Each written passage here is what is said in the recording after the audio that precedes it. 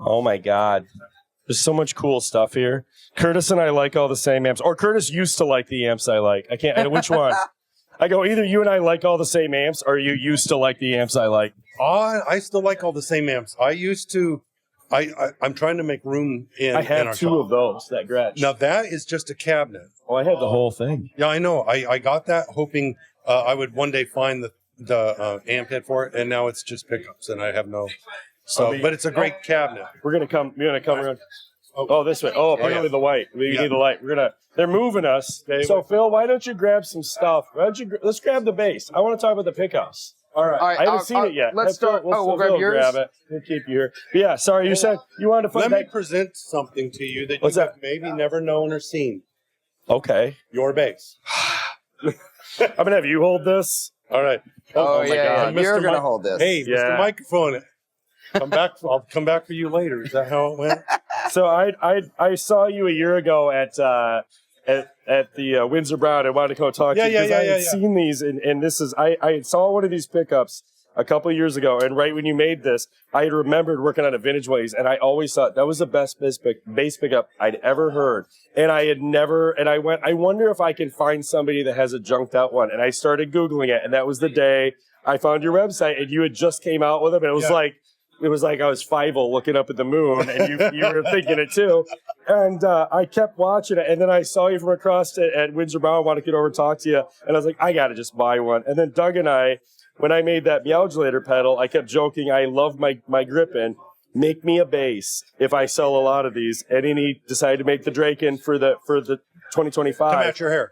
To match my hair, match my weird. And I said, I know the pickups that I want. I've been thinking about buying them for so long, and you were so great to send them to Doug. And oh man, I'm ready to. It's not even tuned up yet. Yeah. Oh my God, you didn't even. They may have loosened them. I'm just turning them up till they feel good. How about that? Oh, this is so cool. Because I've only played the Proto. They made the Proto and they sent it. This is so cool, man. Thank you for being a part of this. I'm so excited. I'm stoked. This is Nightmare Barbie Pink. Yes. They renamed the color because I kept saying it. They had it like pink something, and I was like, it's Nightmare Barbie Pink. I love that it's a bowl. Oh, it's so cool. I'm so excited to play this bass. I'm going to play it everywhere. I'm going to annoy everyone. I'm going to take it with me. I'm going to drive and play it. And 27 years in the industry, I've never actually had somebody make me something. I've only ever bought things and gutted them. Repair guy. I mean, that's why I have a collection of all those amps, because 20 years ago, you could buy them for $50 and they were blown up. I have so many Silvertones. It might be my retirement thanks to Jack White. Yes, but, exactly. When I bought them, nobody wanted them, and I'd sell the deluxe that was worth money, and I'd take the old shitty Silvertone home and gut it, and I go, I love this cardboard box with tubes in it. And my 1446 is in here. Yeah, I have one of those too. Yeah, they're great. They're so great, and they're so fun. And I always scavenge together stuff, and this is my first. I had an idea on it in it, and somebody got excited about it, and here it is. I'm so pumped. Thank you for having it here, because I wouldn't have got to see it for 2 more weeks. Yeah. Awesome. Do you have anything else you want to show us? Like, we're talking about your crowd. We went around this whole place, guerrilla style, and your name came up 8 times just from like, Curtis helped me out. Curtis had an idea. Curtis made a pickup.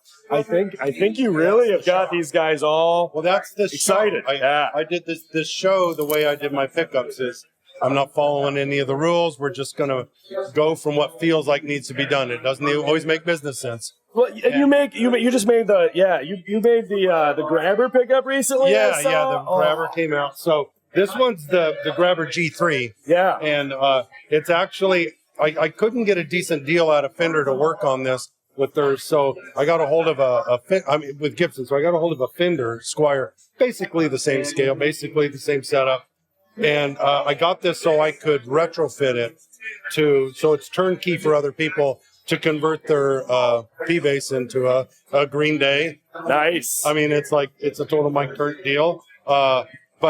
But so it's the redesigned pickguard. I got all the router templates for it, and I open source the pickguard. You can go to WD and get the pickguard for your P-Bass, and it's that's it. And then the grabber is the other one. This one.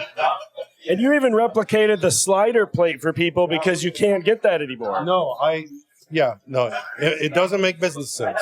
It doesn't make business sense. So this again is just, it was a Squire P-Bass with the P-Bass pickup in the center. So yeah.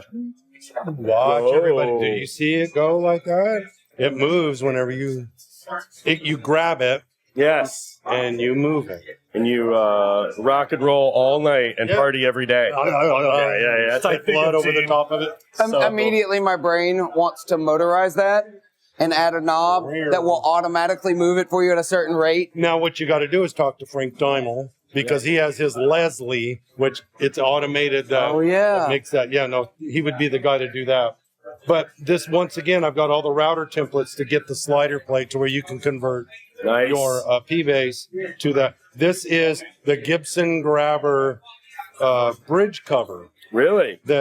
While I'm doing all this other stuff, these people are like, I love that you did that. I don't have my vintage plate. And I'm like, all right, I'll probably never make money on that, but it's give back to the community. And you have so many pickups that just like spark my imagination. I look at sometimes your website and I'm just like, oh, I have seen like one of those that time, and nobody makes it. Like it seems like so many pickup makers go to, I make a humbucker, I make a P98, and you make some of those, but you make so many incredible like one of one pickups that I love. Yeah, it's called ADHD.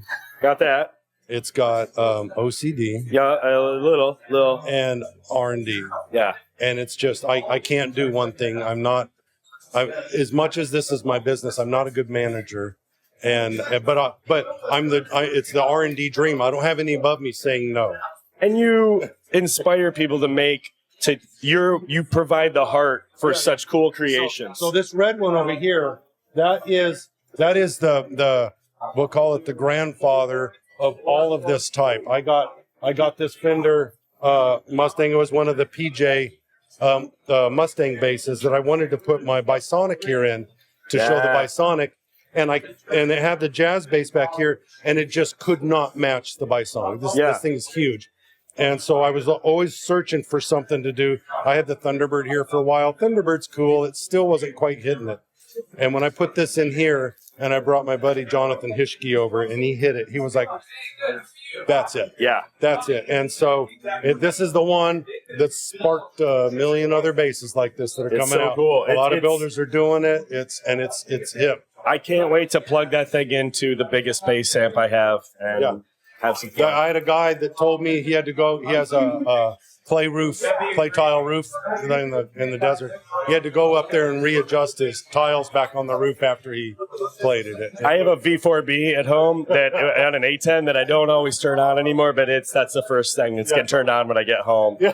I'm so excited. Well, thank you so much, Curtis. Thanks for making so much cool shit. It really is like, like I say, as somebody who's 27 years fixing, I see stuff and it makes me excited to look at your website. Well, so I started where you're at. I put myself through college fixing stuff, and it was watching people that are searching for tone. And when someone's really on the quest for tone, they don't care it's vintage, and they gouge and I restored a lot of those. So my goal, you play those old pickups and you fall in love with so many things that you don't see unless you're fixing. And my goal was to fix stuff and to get people to find a tone and not have to tear up an instrument. And and it's exploration. There's no one right pickup. No, and they're paintbrushes for an artist. You go. There's no holy grail. It's so great what you do. No holy grail in my way. Well, I appreciate you helping out to make my thing come true. Yeah. And I appreciate you talking to me. All right, Thank you so much. We loved your show. It was great. Yeah. Great job. Thank you. Great job. Thank you.